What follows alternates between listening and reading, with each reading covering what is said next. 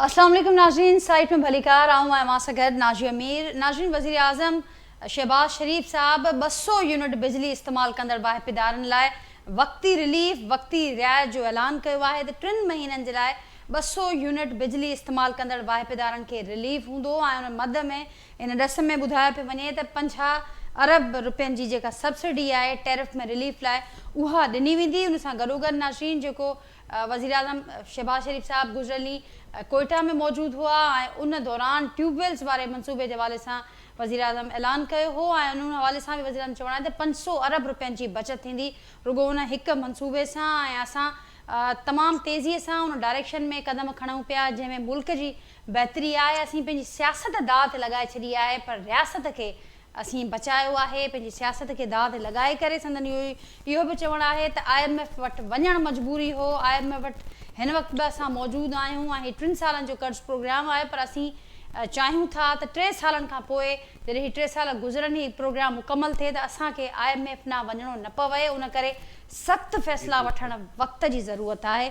नाज़रीन, हू सख़्तु फ़ैसिला कहिड़ा थी सघनि था? ऑलरेडी असां ॾिसूं था त मुल्क जो अवाम महांगाई जे हिकु वॾे अज़ाब खे मुंहुं ॾिए पियो ऐं ख़ासि करे जेको बिजलीअ जे ॻरनि बिलनि वारो मामिलो हुजे या उन खां सवाइ नाज़रीन आम जेके वाइपे वारी शयुनि जो इस्तेमालु हुजे उन्हनि जो मामिलो हुजे, हर सेक्टर में आम जेको माण्हू आहे उहो सख़्तु अज़ाब खे मुंहुं ॾिए पियो ऐं उन खां पोइ वधीक सख़्तु फ़ैसिलनि जी ॻाल्हि थिए पई त उहा सख़्तु फ़ैसिला कहिड़ा हूंदा? उन में जेके उहे माण्हू आहिनि जेके हिन वक़्तु असां ॾिसूं था त हिकिड़ी सुठी हिकिड़ी क्वालिटी लाइफ इंजॉय कनि पिया, छा उहे बि इन समूरे मामले में हिसेदार हूंदा, भाङेवार हूंदा? उन ते बि गुफ़्तगू थींदी। उन सां गॾोगॾु नाज़रीन हिकु अहम केस कॉन्क्लूड थियो आहे सुप्रीम कोर्ट में मख़सूस सीटुनि वारो जेको मामिलो आहे।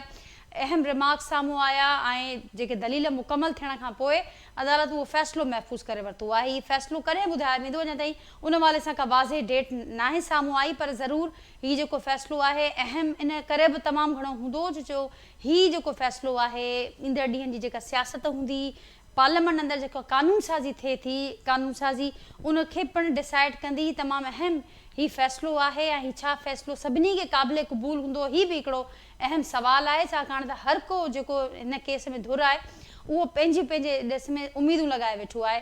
जेको पैनल मूंसां गॾु मौजूदु आहे नाज़रीन, उन सां गुफ़्तगू थींदी हिन मामले ते।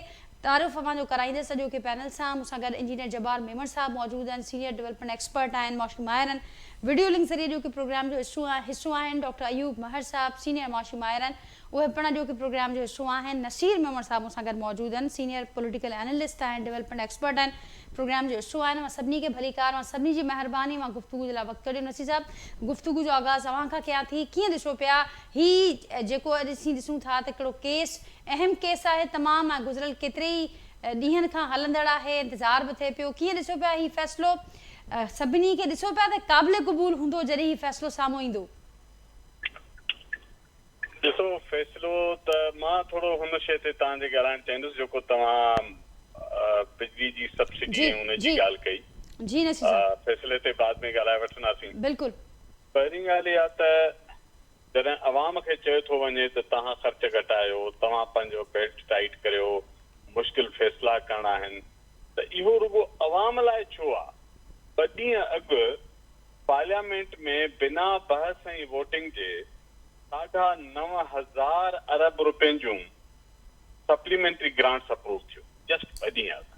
जी मूंखे ॿुधायो 9,500 अरब में हीअं सम्झो त सिंध जी ही जेका 3,000 अरबनि जी बजट ई त सिंध जूं 3 सालनि जूं बजटूं लॻायो अॼोके हिसाब सां। उहे तव्हां हिकिड़े ॾींहं में अप्रूव न करायो, रुॻो इंफॉर्म कयो ऐं उन में मोस्टली कर्ज़ वरितल आहिनि, डिफेंस जा एक्सपेंडिचर ॾेखारियल आहिनि, ग्रीन पाकिस्तान जा एक्सपेंडिचर ॾेखारियल आहिनि, हेल्थ सेक्टर जा ॾेखारियल आहिनि, सभ खां वधीक पावर सेक्टर जा ॾेखारियल अथनि, वाटर डिवीजन जा ॾेखारियल अथनि। का एक्सप्लेनेशन कोन ते ख़र्च एक्स्ट्रा छो थिया? इहे अप्रूव्ड न हुआ त तव्हां कंहिंखां पुछी एॾा वॾा ख़र्च कया ऐं तव्हां पार्लियामेंट खां अप्रूवल जी ज़रूरत न महसूसु कई।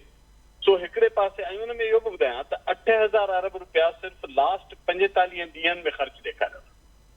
सो ही जेका मैनेजमेंट आहे फाइनेंशियल मैनेजमेंट, ही जेके तरीक़ा आहिनि गवर्नेंस जा, उन खां पोइ तव्हां अवाम खे था चओ त तव्हां बिल घराइजो, तव्हां टैक्स घराइजो, तव्हां पंहिंजे मथां भार खणो, मुल्क दुखियुनि हालतुनि में आहे, तव्हां क़ुर्बानी ॾियो, क़ुर्बानियूं अवाम ॾियनि। टैक्स अवाम जे गिचीअ में विझो, सहूलियत का बि न ॾियो न, ऐं तव्हां 45 ॾींहंनि में 8,000 अरब रुपए जा एडिशनल ख़र्च करे छॾियो, जंहिंजी वज़ाहत कोन था ॾियो।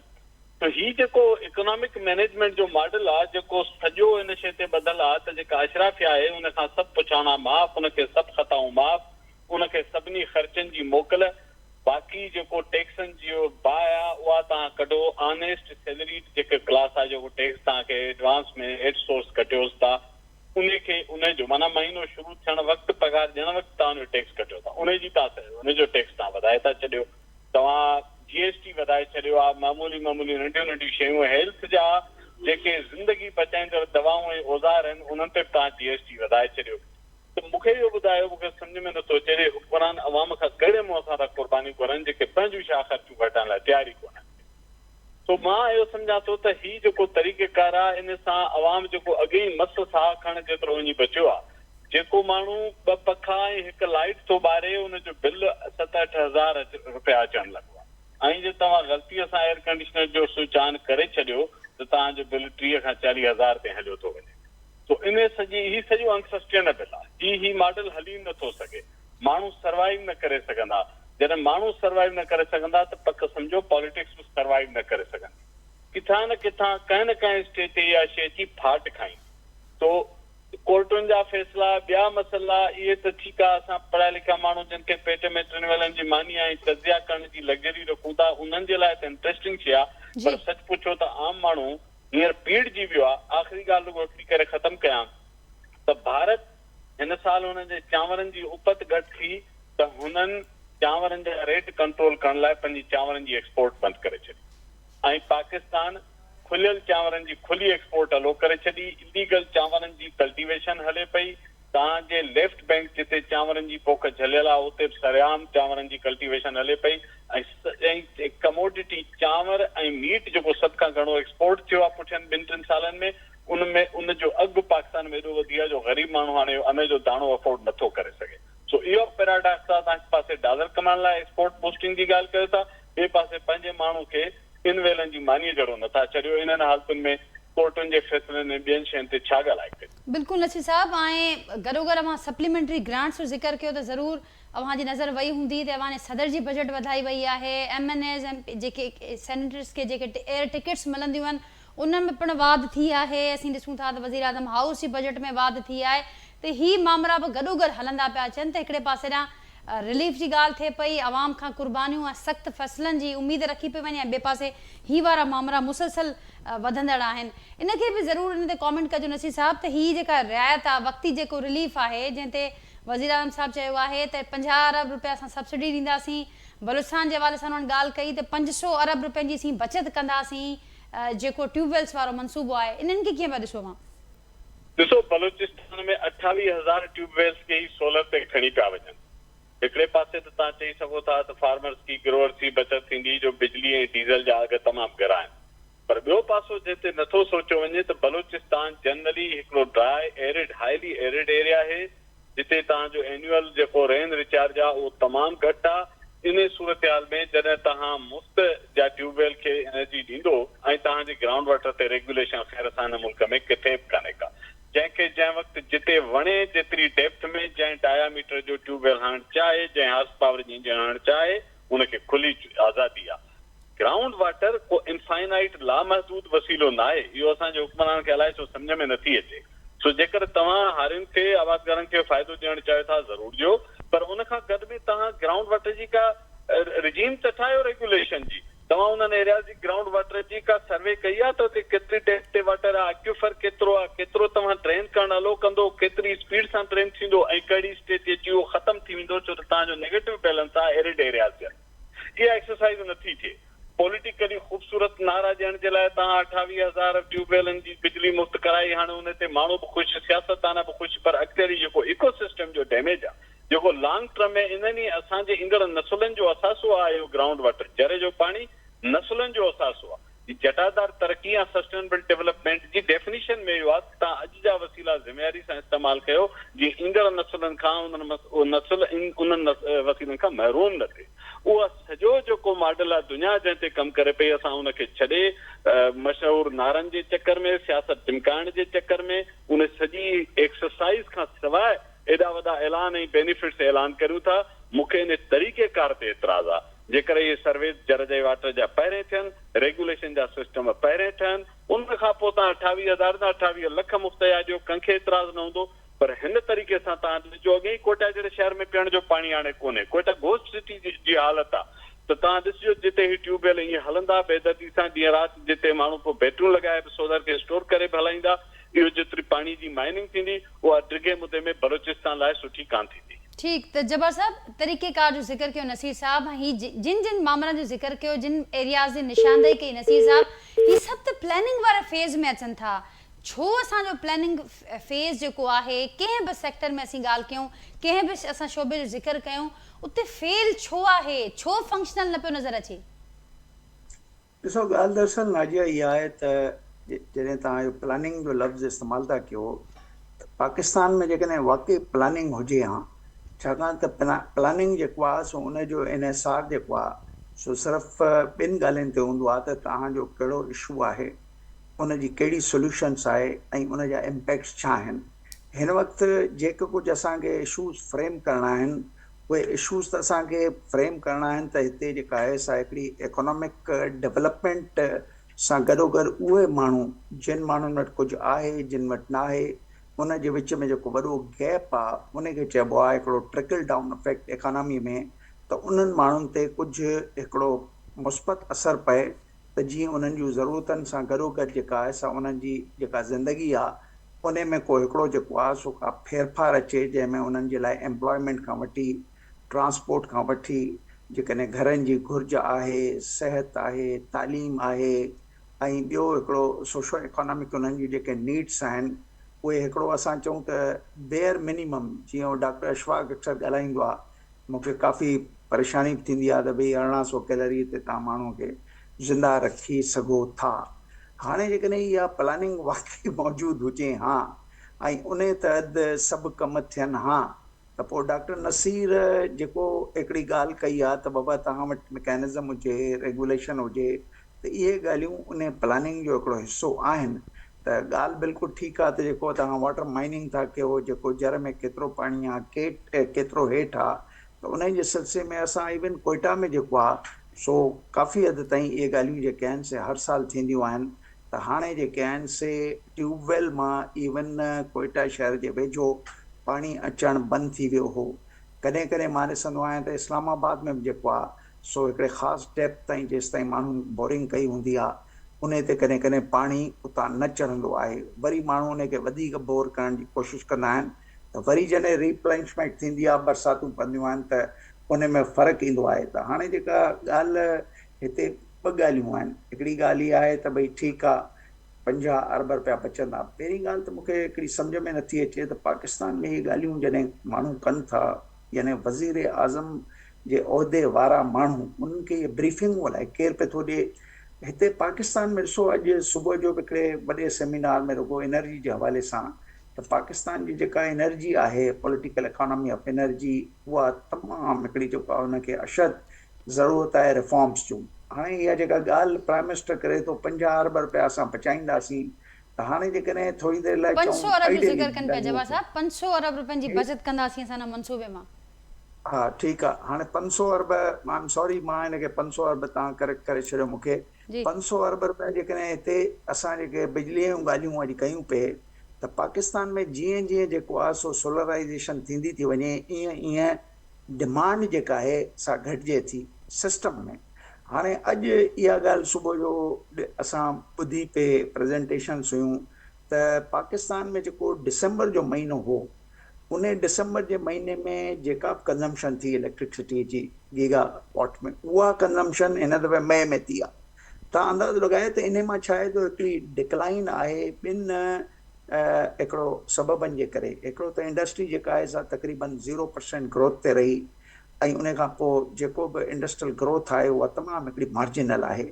माना इंडस्ट्री इनखे इस्तेमालु न कयो। ऐं प्लस इहा ॻाल्हि में निकिती त सोलर जेको आहे सो 4,500 मेगावाट जेको आहे हिननि पोयनि 5 सालनि में जेका इम्पोर्ट्स जो हिकिड़ो स्टेटिस्टिक्स आहिनि इहे आहिनि ऑफिशियल। हिन मुल्क में घणा अनऑफिशियल कम थींदा अथव। हाणे जेकॾहिं असां थोरी देरि लाइ इन खे बेस मार्क ठाहियूं त इहो बेस जेको आहे सो इन सां डिमांड जेका आहे असां जॾहिं घटिजे थी त ओॾी महिल कैपेसिटी जेको कंपोनेंट आहे बिजलीअ जो जेको 70% आहे उहो जेको आहे सो बग़ैर कंहिं वापराइण जे ऐं इस्तेमाल जे उहो पेमेंट करणी थी पए। कहिड़ी बचति थींदी, अलाए कहिड़ी बचति जूं कहिड़ियूं ॻाल्हियूं पिया था कनि त किथां बचति थींदी।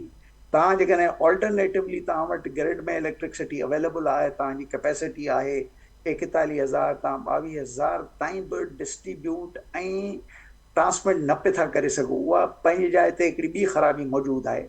पर जेकॾहिं थोरी देरि लाइ चऊं त इहो जेको 500 अरब रुपया जेको असांजो वज़ीर आम चए थो असां बचाईंदासीं, त उन बचाइण जे पोयां उहे अंग अखर कहिड़ा आहिनि त इहा जेका यानी सोलराइज़ेशन थींदी उनजे अॻियां केतिरा यूनिट्स जेके आहिनि और अदरवाइज़ इन सिस्टम मां ग्रिड सिस्टम में हलिया पे जेको हाणे इहे पैसा बचंदा। पैसा बचण जो मतिलबु आहे मुंहिंजे पंहिंजे ख़्याल में जेकॾहिं मां सिंपल वे में as a power system engineer सोचां त ठीकु आहे, जेकॾहिं उहो यूनिट हिननि खे 15 रुपए में मिलियो ऐं सोलराइज़ेशन जे करे उन यूनिट जी कास्ट जेका आहे सा 5-6 रुपया आहे, जंहिंमें वरी ॿियूं बि हिकिड़ियूं कॉम्प्लिकेशन्स आहिनि जेसि ताईं फिज़िबिलिटी ऐं इहे शयूं साम्हूं न हुजनि अहिड़े तरीक़े सां प्राइम मिनिस्टर लेवल ते ॻाल्हाइणु शायदि मुनासिबु न आहे।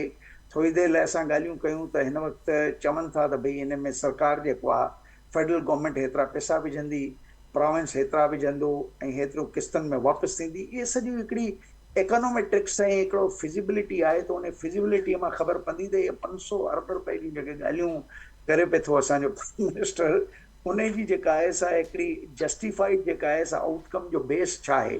हाणे थोरी देरि लाइ असां वापसि अचूं त पाकिस्तान में जेको कुझु हिन वक़्तु थिए वेठो त सोलराइज़ेशन जे मुतालिक़ तव्हांखे इहो मां ॿुधायां त जॾहिं माण्हू चवंदा आहिनि त बाबा सोलराइज़ेशन जे करे जेका आहे सा हिकिड़ो यूनिट सस्तो पवंदो, त इहा बि हक़ीक़त पाकिस्तान में सरकार जेको आहे सो जेको सोलराइज़ेशन जो वॾे में वॾो प्रोजेक्ट कयो आहे उनजो यूनिट अथव 36 सेंट, अंदाज़ो लॻायो।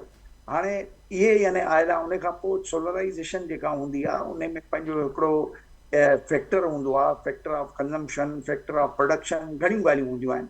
बहरहाल असां थोरी देरि लाइ वापसि अचूं त इहो जेको सोलराइज़ेशन जी जेका ॻाल्हि थी पए उन में तव्हां थोरो गौर सां जेको आहे सो इहो सम्झण जी कोशिशि कयो त विच में इन ई सोलराइज़ेशन खे डिस्करेज कयो पिए वियो।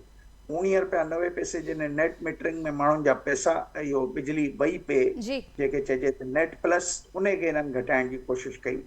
वरी हिननि जेको आहे सो हुन ते ड्यूटी हई, वरी हुन ते केॾी तव्हां ॾिसंदव UN कराए थी त न। पर अॼु बि इहा हक़ीक़त अथव पाकिस्तान में तमामु हिकिड़ी मज़क ख़ेज़ ऐं नॉन हिकिड़ो फिज़िबल ॻाल्हि अथव त कंप्लीट बिल्ट यूनिट्स तव्हां जेकॾहिं घुरायो सोलराइज़ेशन सां उन्हनि ते का टैक्स कोन्हे, पर जेकॾहिं उन्हनि जा हिसा तव्हां घुरायो था कंपोनेंट्स वग़ैरह त उन्हनि ते टैक्स अथव। यानी टैक्स त इन करे जेका आहे सा कंसेशनरी रिजीम में रखी वेंदी आहे त जीअं हिमथायो वञे त हिकिड़ी लोकलाइज़ेशन थिए, हिकिड़ा लोकल एफर्ट्स हुजनि, एम्प्लॉयमेंट हुजे, इनोवेशन हुजे, हिकिड़ी प्रोफेशनलिज़म जेका आहे सा उहा इन्वेस्ट थिए। पर पाकिस्तान में हिकिड़ो इहा हक़ीक़त आहे, इन बजट जे हवाले सां ई मां तव्हांखे ॿुधायां थो, इन ते काफ़ी डिमांड्स थियूं पर इहो कुझु न थी सघियो। हाणे नसीर जी ॻाल्हि में जेको आहे सो चङा त नसीर काफ़ी हिकिड़ो एनालिटिक क़िस्म जो माण्हू आहे। इहे शयूं जेके आहिनि से फिज़िबिलिटीज़, प्लानिंग ऐं इन्हनि शयुनि ते उहो कमु कंदो रहियो आहे। त मुंहिंजे पंहिंजे ख़्याल में उनजो जेको चवण जो तरीक़ो ऐं जेको असांखे सम्झाइण जो तरीक़ो हो उहो बिल्कुलु दुरुस्त हो।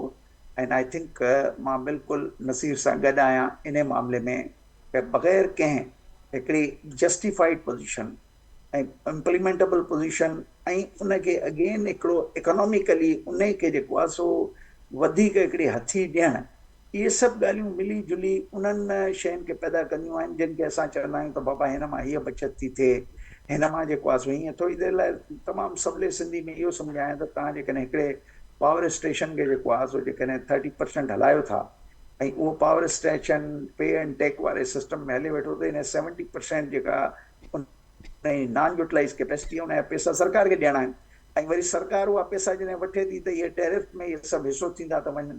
काफ़ी पाकिस्तान में हिकिड़ी अजीब ॻाल्हि आहे। अॼु सुबुह जो सॼे सेमिनार में कुझु माण्हुनि इहे ॻाल्हियूं कयूं, मूंखे लॻे पियो त उहे बिल्कुलु सही पिया ॻाल्हियूं कनि त असांखे बिजली खपे त बिजली केतिरे में प्रोड्यूस पई थी थिए, उन जा जेका हिकिड़ी चार्जिस आहिनि उतां खां वठी असांजे घर ताईं अचण जा खणी हिकिड़े मुनासिब चार्जिस हुजनि। बाक़ी ट्रांसमिशन ऐं डिस्ट्रीब्यूशन जेकॾहिं लॉसिस 10-15% आहिनि त उन जा माण्हू पैसा छो भरीनि? जेकॾहिं हिकिड़ा ग़लति मुआदा थिया आहिनि IPP सां, उन्हनि मुआदनि जे नतीजनि में जेका बि लोडिंग पई थी थिए उहो माण्हू छो भरीनि? जेकॾहिं नीलम जैलम बंदि थियो ऐं नीलम जैलम या कंहिं प्रोजेक्ट जा पैसा जेके आहिनि सरकार जेका आहे सा माण्हुनि खां पई थी वठे, त इहो कहिड़ो डेवलपमेंट इकोनॉमिक्स आहे? जवाब इहो साहब कहिड़ो बिल्कुल दुरुस्त पे PSD फरमा रहे आहे? हो। डॉक्टर अयूब मेहर साहब भी मुझे ज्वाइन किया है। डॉक्टर अयूब साहब आपको भी वेलकम करती हूँ प्रोग्राम में। नसीर मेमन साहब, जब्बार मेमन साहब हमारे साथ मौजूद हैं और बात हो रही थी यहाँ पर कि प्लानिंग फेज जो प्लानिंग का एक बड़ा इंपॉर्टेंट फेज होता है इन सारे मंसूबों से पहले, वो उसकी बड़ी शिद्दत से कमी महसूस की जाती रही है और अब भी वही हाल है। बड़े बड़े ऐलानात, बड़े बड़े दावे, बड़े बड़े रिलीफ की बातें, लेकिन उसके पीछे ना कोई एक्सरसाइज, कोई प्लानिंग की ऐसा कुछ नज़र नहीं आ रहा। आप कैसे देखते हैं सारी सूरत हाल को? आज भी वज़ीर आज़म साहब ने ये कहा है कि 200 यूनिट इस्तेमाल करने वालों के लिए वो एक वक्ती रियायत है 3 माह की। उसके साथ साथ जो बलूचिस्तान में ट्यूबवेल्स वाला मंसूबा है उसके लिए भी ये कह रहे हैं कि 500 अरब की बचत होगी, उससे हुकूमत सही डायरेक्शन में अब लेकर जा रही है मुल्क को। क्या कहेंगे आप? लेकिन जी आज की जो उनकी स्टेटमेंट है, सच्ची बात यह है कि उनकी स्टेटमेंट मुझे बिल्कुल समझ नहीं आई। मैं कुछ मेरी समझ से बालातर सी ऊपर की बात लगती है, इसलिए कि जो बजट में जो चीज़ें आई हैं वो उनके अलावा वो कुछ चीज़ें बता रहे थे। जैसे वो कह रहे थे कि इस बजट में हमने जो लैंडलॉर्ड हैं और अमीर लोग हैं उनके ऊपर टैक्स लगाया है, गरीबों पर टैक्स नहीं लगाया। रियल एस्टेट का उन्होंने जिक्र किया जी, रियल एस्टेट का जिक्र किया है, इन्वेस्टर का जिक्र किया है, इन्वेस्टर का जिक्र किया कि उन पे टैक्स लगाया है। इन्वेस्टर पे टैक्स लगाना वो अच्छी बात है या बुरी, वो तो एक अलग इशू है। लेकिन बजट के जो स्टैटिस्टिक्स है और बजट के जो डॉक्यूमेंट है वो तो कोई और पिक्चर बता रहे हैं कि वो ये कह रहा है कि गरीबों पे या मिडिल क्लास पे टैक्स नहीं लगाया है। ये बात तो कोई मानने को तैयार नहीं होगा। आज की स्टेटमेंट तो वैसे मुझे समझ नहीं आई उनकी, लेकिन जो सही आपने बड़ा अच्छा जो चीज़ पॉइंट आउट किया और आज का जो टॉपिक आपने शुरू किया कि तकरीबन 20-30 साल से इस मुल्क में अगर एक सेंटेंस में बताया जाए क्या चीज़ है, क्या कमी है, तो वो प्लानिंग का फुकदान है। प्लानिंग की बेसिकली लैकिंग है, प्रॉब्लम ही प्लानिंग में हो रही है। अच्छा, इसमें एक चीज़ देखिए, बड़ी इंटरेस्टिंग ये चीज़ है कि जिस वक्त नेबर कंट्री में, इंडिया में, जब ये मौजूदा प्राइम मिनिस्टर आए थे मोदी, तो इन्होंने एक बड़ी मैं कहूँगा कि बड़ा एग्रेसिव स्टेप लिया था और वो उनके कॉन्टेक्स्ट में वो बड़ा कामयाब रहा। उन्होंने जो इंडिया का जो प्लानिंग कमीशन था, और इंडिया का प्लानिंग कमीशन कोई मामूली बात नहीं है, मामूली अदारा नहीं था। उसमें एक इंडिया के जो वाहिद इकोनॉमिक्स के नोबेल अवार्ड जिनको मिला था, अमर्त्य सेन, उसमें काम करते रहे थे। डेवलपमेंट इकोनॉमिक्स, वर्ल्ड के एक रेनोन डेवलपमेंट इकोनॉमिस्ट है आलो वालिया, वो उसके सरबराह रहे थे। मनमोहन सिंह उसके साथ अटैच रहे थे, बहुत बड़े इकोनॉमिस्ट हैं अपार्ट फ्रॉम पॉलिटिक्स। लेकिन मोदी ने जो प्लानिंग कमीशन था इंडिया का, उसको डिसॉल्व कर दिया, बड़ा एग्रेसिव स्टेप लिया और डिसॉल्व करने के बाद कहा कि इंडियन इकोनॉमी की जो प्लानिंग होगी वो प्राइवेट सेक्टर में बनेगी। उसका हेड ऑफिस फिकी में उन्होंने कायम कर दिया। तो ये एक बहुत बड़ा एग्रेसिव स्टेप लिया और वो बड़ा कामयाब रहा। उसके बाद आप देखें ग्रोथ रेट उनका क्या रहा। तो प्लानिंग अगर नहीं हो पा रही सेंट्रलाइज या पब्लिक सेक्टर में, तो हमारे जो स्ट्रेटेजी बनाने वाले स्ट्रेटेजिस्ट हैं, जो प्लानिंग मेकर्स हैं, उनको ये सोचना पड़ेगा कि 30 साल से ये प्लानिंग का तजर्बा क्यों नाकाम हो रहा है पाकिस्तान में। और बगैर प्लानिंग की एक चीज़ हम यूज़ करते हैं कि जो एक लफ्ज़ यूज़ करते हैं, सिचुएशन एनालिसिस। सिचुएशन एनालिसिस का मतलब है कि जो चीज़ नज़र आ रही है उसको वहीं पे उसी तरह से कुछ शॉर्ट टर्म फौरी तौर पे उसका कोई हल निकाल ले। प्लानिंग उसमें नहीं होती, सिचुएशनल एनालिसिस होता है। जैसे पेन किलर्स होती हैं जिस तरह की, कि किसी को तकलीफ क्या है, किसी मरीज को, वो डायग्नोज ना करें, उसकी किस जगह दर्द हो रहा है तो उसके रिलीज के लिए पेन किलर दे दे। तो इस तरह से इकोनॉमिक पॉलिसीज बनती रही। आज उन्होंने कहा है कि 200 यूनिट से कम वालों को 3 माह का रिलीफ दे रहे हैं। और उन्होंने साथ ये भी कहा है कि हमारी हुकूमत जो है वो कोई नहीं करती, कोई गलत बयानी नहीं करती। अच्छी बात है, बहुत अच्छी बात है, उनको गलत बयानी नहीं करनी चाहिए और होनी भी नहीं चाहिए। नहीं करते तो और भी अच्छी बात है। लेकिन 200 यूनिट फ्री की बात की गई थी और ये पूरे पाकिस्तान को पता है। 200 यूनिट 3 माह के लिए उनमें कंसेशन दी जाएगी, ये बात तो नहीं हुई थी। 200 यूनिट फ्री की बात हुई थी, 200 या 300 यूनिट फ्री की बात हुई थी। तो इस तरह अगर सिचुएशनल एनालिसिस होती रहे, रोज डे बाय डे बेस पर प्लानिंग होती रहे, कोई अनाउंसमेंट होती रहे, तो उसमें जो सबसे बड़ा नुकसान होता है वो ये होता है कि उनकी क्रेडिटेबिलिटी खत्म हो जाती है, फिर एतमाद नहीं रहता, फिर लोग अपनी प्लानिंग नहीं कर सकते, इसलिए कि इन्वेस्टर हैं या एंटरप्रेन्योर्स हैं या बिजनेसमैन हैं या इवन जो यंग जनरेशन है वो जो अपने फ्यूचर है के प्लान करती है, जितने लोग अपने बिजनेस की या अपने कैरियर की प्लानिंग करते हैं वो कुछ पैरामीटर्स की बेस पे करते हैं कि आने वाले वक्त में मुल्क किस तरफ जा रहा है, एम्प्लॉयमेंट होगी किस शोबे में, एम्प्लॉयमेंट होगी कहाँ, अपॉर्चुनिटीज क्रिएट होंगी, इन्फ्लेशन क्या होगा, हमारा एक्सचेंज रेट कहाँ पहुंच जाएगा, क्या 5-10 साल में हम इतने एसेट बना सकेंगे, कब घर बन सकेगा, ये सारी कैलकुलेशन होती हैं। अगर जो अनाउंसमेंट की जाती है वो रोज डे टू डे चेंज होती रहें और बयानात बदलते रहें, कोई प्लानिंग ना हो रही हो, तो फिर इंडिविजुअल भी या हाउस होल्ड भी अपनी कोई प्लानिंग नहीं कर सकते। लैक ऑफ प्लानिंग जो है वो इस मुल्क में सबसे बड़ा इशू वो बना हुआ है। और एनर्जी का देखिए, एनर्जी में तो कोई 10 तरह की हमने प्लानिंग की है, और मुझे बहुत अच्छी तरह याद है, मैं यहाँ पे उसको मैं इशारतन मेंशन करता हूँ कि 30 साल पहले जब पहला आईपीपी प्रोजेक्ट पाकिस्तान में लगा था, पहला आईपीपी प्रोजेक्ट जब कराची के करीब लगाया गया था, तो जो इंडिपेंडेंट इकोनॉमिस्ट हैं 30 साल पहले की बात नोट कीजिए, 30 साल पहले एक प्रेस कॉन्फ्रेंस की गई थी, इंडिपेंडेंट इकोनॉमिस्ट की तरफ से एक स्टेटमेंट आई थी कि ये लगता है कि जो इंडोनेशिया का एक्सपीरियंस है वो पाकिस्तान में दोहराया जा रहा है और आने वाले कुछ सालों बाद ऐसा वक्त आएगा कि लोग इलेक्ट्रिसिटी तो होगी लेकिन लोग इलेक्ट्रिसिटी को यूज करते हुए डरेंगे, खौफ ज्यादा होंगे कि इसका बिल जो आएगा वो हमारी ताकत से बाहर होगा, हम पे नहीं कर सकेंगे, लोग पंखा चलाते हुए डरेंगे, एसी तो बहुत दूर की बात है। तो ये 30 साल पहले ये स्टेटमेंट दी गई थी और आज क्या वो हालात हो नहीं गए हैं कि इस तरह ये लैक ऑफ प्लानिंग है ना। पहले हम आईपीपी की बात कर रहे थे, फिर हमने जो पीपीपी थे, सीपीपी थे, उनको हमने पैनलाइज करना शुरू किया, पहले स्कीम लाया फिर उसको पैनलाइज किया, फिर आरपीपी की तरफ गए, फिर हमने कहा एनर्जी मिक्स करेंगे, मिक्स एक प्लान बनाएंगे, सोलर पर और विंड एनर्जी पर लेकर आएंगे। आज सूरत हाल ये बनी हुई है कि जो हाई कॉस्ट ऑफ एनर्जी है, अभी आप बात कर रही थी कि उन्होंने सोलर पैनल को सब्सिडाइज, जो लो कंज्यूमर है, लो एनर्जी यूज करने वाले, उनको सब्सिडाइज करेंगे, उनको गवर्नमेंट जो है सब्सिडाइज रेट पर पैनल प्रोवाइड करेगी, सोलर पैनल। लेकिन इसके साथ आप देखें जो आईपीपी से एग्रीमेंट हुए हैं, उन एग्रीमेंट में ये है कि अगर इलेक्ट्रिसिटी के सप्लाई करने वाले अदारे अगर बिजली नहीं खरीदेंगे, यानी अगर फर्ज करें पूरा पाकिस्तान सोलर पैनल पे चला जाए, तो आईपीपी से जो हमारा मुआहदा है उस मुआहदे के तहत जब उनकी बिजली हम नहीं खरीदेंगे तो उनको बहुत हाई कॉस्ट, हमें उनको पेनल्टी पे करनी पड़ेगी। और फिर क्या करेंगे, फिर इलेक्ट्रिसिटी के जो कंज्यूमर है उनपे वो पेनल्टी इनडायरेक्टली आएगी ना, उनके बिलों में आएगी। अगर वो बिल नहीं, वो अगर इलेक्ट्रिक या वापडा की बिजली यूज नहीं कर रहे, तो उस सूरत में अगर उन्होंने सोलर पैनल लगाया गया होगा तो फिर एक माजी में ये इशारतन बात की बताई जा चुकी है कि फिर उनके अपने जो जाती मलकियत होंगे सोलर पैनल, फिर उनको टैक्स किया जाएगा। तो एनर्जी उनके अपने जाती सोलर पैनल से भी उनको सस्ती नहीं मिलेगी, जिस तरह के मुआहदे कर लिए गए।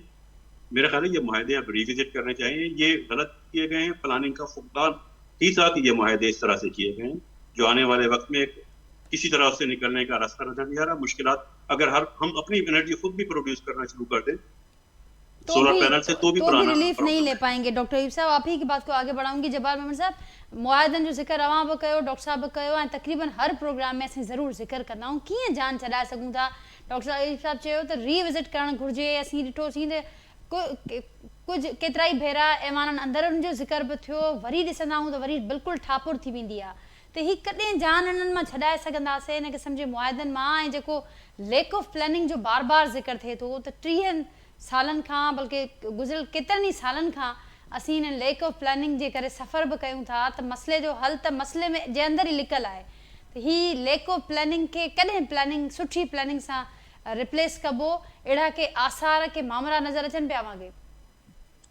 ॾिसो, हाणे असां पाण घणो करे जेको ॻाल्हायो पिए, डॉक्टर साहब ॻाल्हायो, नसीर पहिरें ॻाल्हायो, त असां पे ॻाल्हायो इन बिजली, असां आईपीपीस। अॼु जे जेको मतिलबु रिसेंटली अॼोके ॾींहं में जेको फॉर्मर यानी पुराणो चेयरमैन जेको नेपरा जो हो, उन इहो चयो त मां प्राइम मिनिस्टर वटि वियो हुउसि ऐं प्राइम मिनिस्टर खे मां इहो चयो त ॾिसो, बिजली जी कंज़म्पशन जेका आहे सा असांजी जेका अवेलेबल कैपेसिटी आहे उन खां घटि आहे ऐं बिजली जेका कंजम्पशन आहे उन ऐं अवेलेबिलिटीअ जे विच में हिकिड़ो ॿियो बि प्रॉब्लम आहे, उहो आहे ट्रांसमिटेबल ऐं डिस्ट्रीब्यूशन जो गैप। हाणे इहे ॿई ॻाल्हियूं मिली करे यानी उहे माण्हू जेके बिजली जेका बि इस्तेमालु कनि वेठा, उहे जीअं डॉक्टर अयूब महर तव्हांखे ॿुधायो पेनल्टी, उनखे इहो ई आहे त इहे जेके कैपेसिटी पेमेंट्स या सर्कुलर डेट्स या जेके कुझु शयूं आहिनि, इहे आम माण्हू जे इहो जेको बिजलीअ जे अघनि में हिकिड़ो वाधू करे इहे ॻाल्हियूं कंपनसेट पे थियूं कयूं वञनि। मां हिकिड़ो आम माण्हू जंहिंखे उहा बिजली जेका थोरी देरि लाइ चऊं रुपए में मिलणु खपे, उहा उनखे 2 खां वठी 3 रुपयनि में मिले वेठी। हाणे इहे हिकिड़ो ऐं ॿ रुपया जेके आहिनि से इहे हिकिड़ी अदम प्लानिंग या प्लानिंग जे बिल्कुलु फुक़दान या आउट ऑफ हुन में हुअणु खपे। हाणे इन थोरी देरि लाइ असां इन खे हिकिड़ो रिफॉर्म सम्झी करे ईअं सम्झूं त इन्हनि ॻाल्हियुनि जे हवाले सां हिकिड़ी रिपोर्ट पाकिस्तान में जेका आहे सा ठही, बल्कि 2-3 रिपोर्ट ठहियूं, हिकिड़ी में मां बि शामिलु हुउसि। त उन रिपोर्ट में इहो चयो हो, जेका पहिरीं रिपोर्ट जी ॻाल्हि था कयूं त हिकिड़ो माण्हू हूंदो हो जेको SSCP जो चेयरमैन हो, जंहिंखे एब ज़िनीशो सरकार जेको आहे सो कढी छॾियो अथई या नौकरी ग़लति आहे। उहो माण्हू असांजो वज़ीर बि थियो हो पेट्रोलियम इलेक्ट्रिसिटी इन्हनि ॿिन्हिनि जो एंटरिम में। असांजी पंहिंजी सिलेक्शन ऐं पिकअप जेका आहे सा इहा आहे। हाणे उन माण्हूअ जी खे हिकिड़ी रिपोर्ट ॾिनी वई हुई, उन रिपोर्ट में उन आख़िर में इहो लिखियो त जेकॾहिं मूंखे हिकिड़ा 20 करोड़ रुपया ॿिया ॾिना वञनि हा त मां वधीक बहितर रिपोर्ट ठाहियां हा। कुझु सोल्यूशन्स उन खां घणो पोइते हूं जेके हुअणु खपनि हा, उन कुझु सजेस्ट कयूं त ॻाल्हायो हिननि सां वरी सां। हिननि सां छा ॻाल्हायो त हीउ जेको आहे सो पंहिंजे इन जेका पुराणे मुआदनि में थोरो जेको आहे सो फेरफार आणीनि ऐं असांजे सर्कमस्टांसिस खे ॾिसी करे इहे जेके आहिनि से इन्हनि मुआदनि में हिकिड़ो रिव्यू थियणु खपे। उन रिव्यू में छा हो त इहो जेको कंपोनेंट जेको आहे कैपेसिटी पेमेंट जो ऐं न पैदावार करण जो, इन कंपोनेंट जे हवाले सां ॻाल्हि ॿोल्हि कई वञे घटि में घटि ओतिरनि सालनि लाइ जेके साल रहिजी विया आहिनि इन्हनि जा। हाणे थोरी ॻाल्हि इहे छा साल हूंदा आहिनि, हर कंहिं पावर हाउस खे ऐं IPP खे हिकिड़ी ज़िंदगी ॾिनी वेंदी आहे, 20 साल 22 साल 23 साल।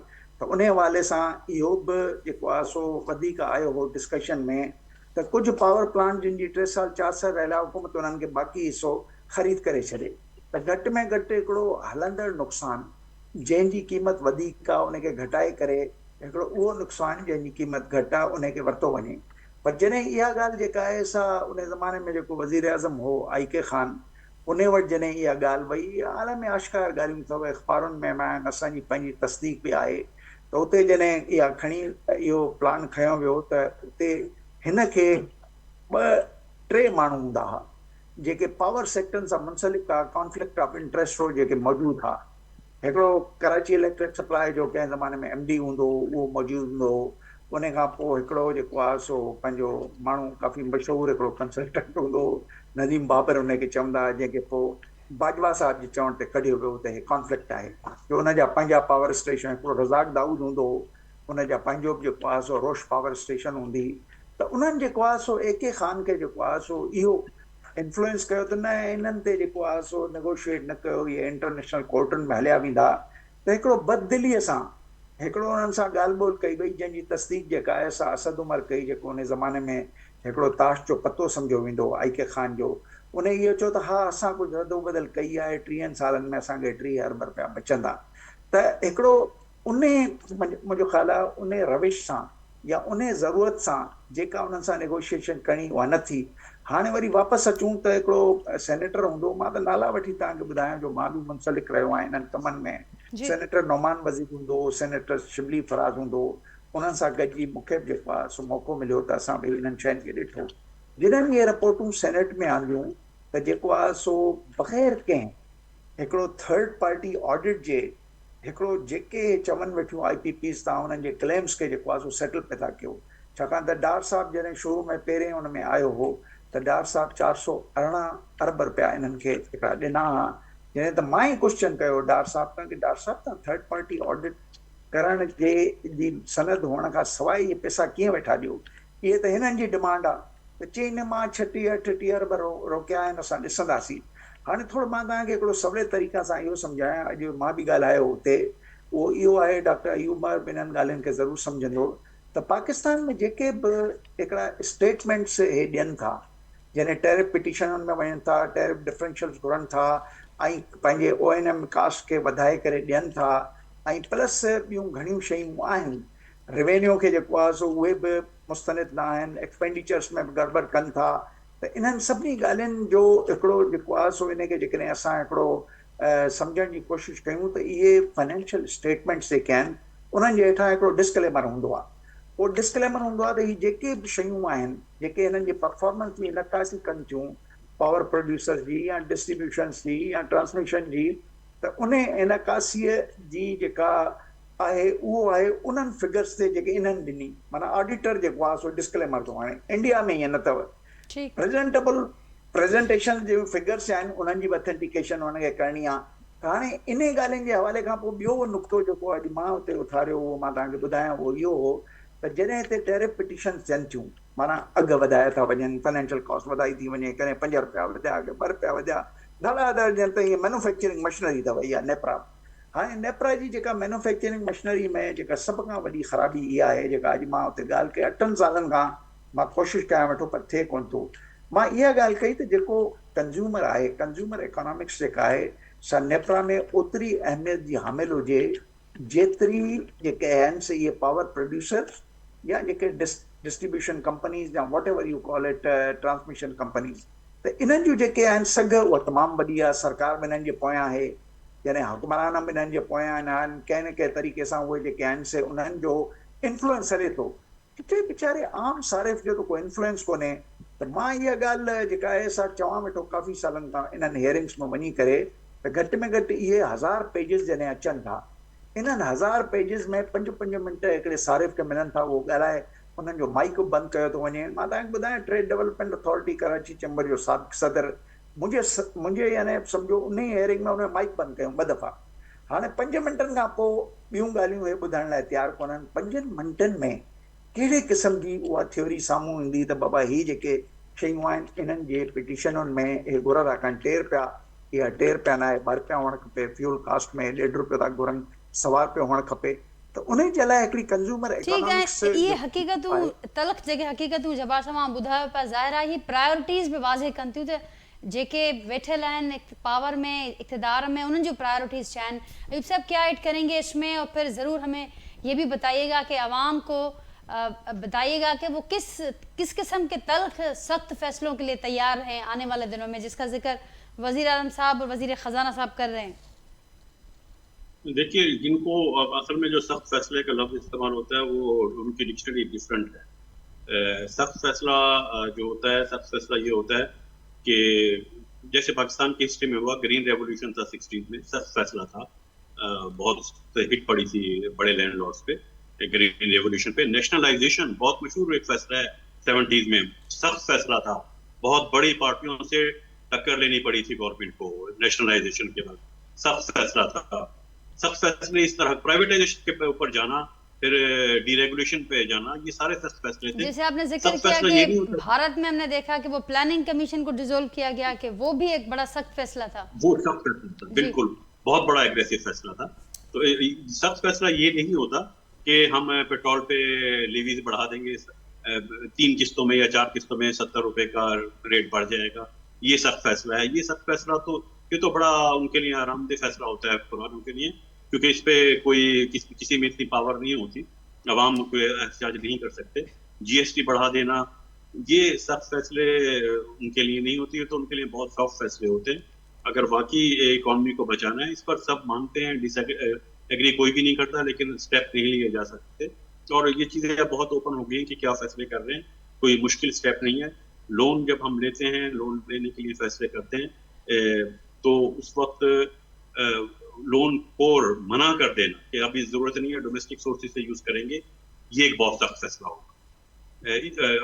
लेकिन हो क्या रहा है आप देखें, कितनी स्कीम इस तरह की आ गई हैं, कितने हुक्मरान इस तरह के आ गए हैं। तकरीबन हर पार्टी के तरफ से ये स्टेटमेंट आती रही कि हम कर्ज नहीं लेंगे, हम IMF के पास नहीं जाएंगे, हम खुदकुशी कर लेंगे, ये डूब मरने का मुकाम है, ये कर्ज हम उनके मुंह पे मारेंगे। ये सारी स्टेटमेंट आती रही है मादी में, कर्ज उतारे मुल्क सवारों बहन थी। लेकिन उसके बाद हर आने वाले दौर में कर्ज बढ़ता गया है, कर्ज बढ़ता गया है।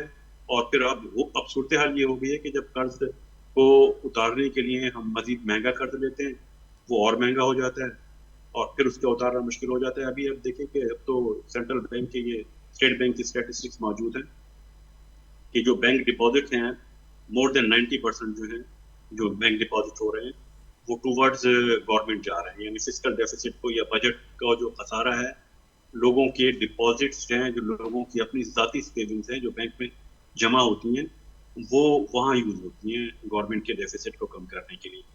ये खतरनाक इंडिकेटर है। यही पैसा वो होता है जो इंडस्ट्रियलाइजेशन के लिए या बिजनेस की कम्पिटेटिवनेस को इम्प्रूव करने के लिए यूज होना चाहिए।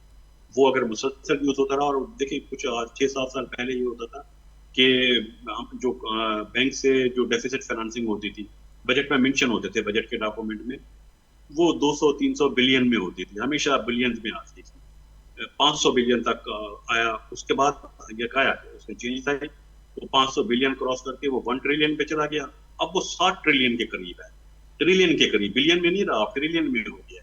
5 बिलियन कमर्शियल बैंकों के है, 5 बिलियन से ज्यादा, और 2 बिलियन जो है वो नेशनल सेविंग जैसे आधारों से है। तो जब लोगों के ये पैसे जमा हुए जब बजट में यूज हो जाएंगे डेफिसिट फाइनेंसिंग के लिए, तो इंडस्ट्री के लिए या बिजनेस के लिए तो जाहिर है फिर कोई फंड बाकी नहीं बचेंगे। इंडस्ट्रियलाइजेशन कहाँ से होगी, और जब इंडस्ट्रियलाइजेशन नहीं होगी तो फिर इस तरह की मेरा ख्याल है हमें बात नहीं करनी चाहिए कि आने वाले दौर में एम्प्लॉयमेंट कम हो जाएगी, जीडीपी ग्रोथ हो जाएगी। कैसे, जब इंडस्ट्रियलाइजेशन नहीं होगी, जब बिजनेस अपॉर्चुनिटीज नहीं होगी, तो ये सब चीजें कैसे होंगी? ये सब चीजें प्लानिंग मांगती है ना। मैं आपके मतलब इस प्रोग्राम के जरिए में जो मैसेज कन्वे करना चाहूंगा वो यही है कि सबसे इम्पोर्टेंट चीज ये है कि प्लानिंग पे फोकस करें। टोटल रिस्ट्रक्चरिंग चाहिए प्लानिंग कमीशन की, टोटल रिस्ट्रक्चरिंग। वो कुछ नहीं कर पा रहा, डेड इंस्टीट्यूशन है। आप 30 सालों के बजट उठा के देख लें, और बजट के जो फिगर्स हैं, बजट के जो expenditure, GDP growth, per capita income, rate of inflation जो प्रेडिक्ट हो रहा है, टैक्स रेवेन्यू है, वो सारे टारगेट्स देखें कि जो प्लानिंग कमीशन जो MTDF के नाम से एक होता है, मीडियम टर्म डेवलपमेंट फ्रेमवर्क, जो जिसको पहले 5 साल मंसूबा कहते थे, 5 ईयर्स प्लान, उसमें जो 5 साल मंसूबे में होते हैं टारगेट, क्या बजट बनाते वक्त उन टारगेट्स को देखा भी जाता है? क्या बजट उनसे किसी जगह रिकॉन्साइल किया जाता है? बजट में टारगेट वही सिचुएशन एनालिसिस पे होते हैं, आज की जो जरूरत है उसके हिसाब से देखा जाता है कि इतना हमारा खर्चा है, खर्चे को कितना कट किया जा सकता है, इस पे जोर होता है। और कट करने में भी जो मेन एम्फेसिस होता है वो जो पूरे बजट का जो 5% है, यानी जो सैलरीज और पेंशन वगैरह है, जो 5% है एम्प्लॉइज को जो दी जाती है, उस 5% में से कितना बचा सकते हैं, उसके लिए पूरा जोर लगाया जा रहा होता है। 95% में से भी कुछ बचा सकते हैं या नहीं, उस पर काम नहीं होता। तो वहाँ बेसिकली जो स्ट्रैटेजिक जरूरत है, स्ट्रैटेजिक दी जा सकती है, वो 95 पे काम कर रहे हैं। वहाँ किस चीज़ पर काम किया जा सकता है, और अगर खर्च बचाने की पॉसिबिलिटी नहीं मिलती तो फिर जो हमारे पॉलिसी मेकर्स हैं वो ये करते हैं कि अब ये सोचा जाए कि रेवेन्यू कैसे बढ़ाए जा सकते हैं, टैक्स किन पर लगाया जा सकता है। ये एनालिसिस नहीं किया जा सकता कि वो जब टैक्स बढ़ाए जाएंगे, टैक्स टू जीडीपी रेशो बढ़ाने की बात तो कर रहे हैं, नए टैक्स की या टैक्स नेट बढ़ाने की बात तो कर रहे हैं, उस एडिशनल टैक्सेस का या एडिशनल एफर्ट्स का इफेक्ट क्या आएगा, उसका सोशल इफेक्ट क्या आएगा, उसका इकोनॉमिक इफेक्ट क्या आएगा, उसको नहीं देखते। वो कहते हैं इतने पैसों की जरूरत है तो टैक्स लगाने जरूरी। कोई इकोनॉमिक एनालिसिस नहीं होता है, सिंपल अकाउंटिंग होती है। जैसे किसी कंपनी का अकाउंटेंट बजट बना रहा हो कि अभी इतने खर्चा हो रहा है तो इतने रेवेन्यू होने चाहिए, और अगर इतनी हमारी सेल्स है, इतने रेवेन्यू हो रहे हैं तो फिर हमें खर्चे कट कर देंगे, क्या इम्पैक्ट आएगा, उस इम्पैक्ट को एनालिसिस नहीं किया जाता। और जब रेवेन्यू की पॉसिबिलिटी भी नहीं होती तो तीसरा आखिरी स्टेप ये बचता है कि अब इसको पूरा करने के लिए लोन कहाँ से ले सकते हैं, क्या बैंकों से ले सकते हैं या एक्सटर्नल फाइनेंसिंग कर सकते हैं, फिर उस पर जोर दिया जाता है। ये पूरी इकोनॉमी जो है हमारी इन 3 चीज़ों पे चल रही है, कैसे खर्च बचाना है, कहाँ टैक्स लगाने हैं रेवेन्यू बढ़ाने के लिए, कहाँ फीसें बढ़ानी है, गवर्नमेंट अपने यूजर चार्जेस कहाँ बढ़ा सकती है, और फिर तीसरे नंबर पे डेफिसिट को फाइनेंस करने के लिए कहाँ से लोन लिया जा सकता है। ये तीन पूरी इकोनॉमी इन 3 चीज़ों पे चल रही है। क्या जीडीपी ग्रोथ रेट होना चाहिए, पॉवर्टी कैसे कम होनी चाहिए, इन्फ्लेशन क्या होना चाहिए। जब हम बात करते हैं दो मतलब है, हमें 2 तरफ से जरूरत पड़ती है ना। एक तो जब हम बात कर रहे होते हैं ना इन्फ्लेशन रेट पाकिस्तान में क्या है या पेट्रोल प्राइजेस क्या हैं या बिजली के प्राइजेस क्या हैं, तो हम इंटरनेशनल कंपैरिजन कर रहे होते हैं। उस कंपैरिजन में होता है कि पाकिस्तान में प्राइजेस बहुत ज़्यादा है, वो अपनी जगह प्राइजेस बहुत ज़्यादा है, आपके यहाँ हाउस रेंट बहुत ज़्यादा है, इलेक्ट्रिसिटी प्राइजेस ज़्यादा हैं, पेट्रोल की प्राइस ज़्यादा है, इन्फ्लेशन रेट ज़्यादा है, यानी तमाम कमोडिटीज़ की प्राइजेस जिससे रिफ्लेक्ट होती हैं वो ज़्यादा है। ये तो एक एस्पेक्ट है ना, ये तो एक एस्पेक्ट है वो ज़्यादा है। दूसरा एस्पेक्ट ये है कि आपकी जो इनकम है उसको जब आप कंपेयर करते हैं per capita income neighbour countries के मुकाबले में कितनी है, तो इनकम भी कम है, इनकम भी कम है, अखराजात ज़्यादा है, इनकम भी कम है। इकोनॉमिक पॉलिसी ये होती है, कीमतों को कम नहीं कर पाते, कोई ऐसी मजबूरी आ गई है, टैक्स लगा रहे हैं, कीमतें कम नहीं हो पा रही, तो इकोनॉमिक पॉलिसी ये होती है कि फिर आप अपने लोगों की इनकम बढ़ाने के लिए स्टेप लें। इनकम बढ़ाने के लिए स्टेप लें। डॉक्टर यूब साहब, thank you so much. Programme का वक्त पूरा हो रहा है। जब्बार मेमर साहब अवां जी बड़ी मेहरबानी। नसीर मेमर साहब नाज़रीन कुछ देर लाइ मौजूद हुआ। एक्सपर्ट्स जी ॻाल्हियूं मां ॿुधियूं जेके रीसेंट डेवलपमेंट्स थियनि पियूं या जेके मुल्क के माशी फ्रंट ते जेके मसला दरपेश आहिनि, हवाले सां एक्सपर्ट्स जो इहो चवणु आहे त प्लानिंग हल आहे। जेकॾहिं प्रॉपर प्लानिंग हूंदी त पोइ जेके शायदि पोइ सख़्तु फ़ैसिलनि जी ज़रूरत तॾहिं बि पवंदी, पर जेके आवाम सां जेका हिन वक़्तु हालत आहे शायदि उन जी नौबत न अचे। इन करे ज़रूरत इन ॻाल्हि जी आहे हर सेक्टर में प्रॉपर प्लानिंग हुजणु घुरिजे, उहो ई वे फॉरवर्ड थी सघे थो उन समूरनि मसइलनि खे वठी करे। नाज़रीन, पंहिंजे फीडबैक असांखे ज़रूरु आगाह कजो। वरी सुभाणे मां सां मुलाक़ात कंदासीं सेम टाइम ते नए मौज़ूअ महिमाननि सां गॾु। तेसिताईं ॾींदा इजाज़त। अल्लाह हाफ़िज़।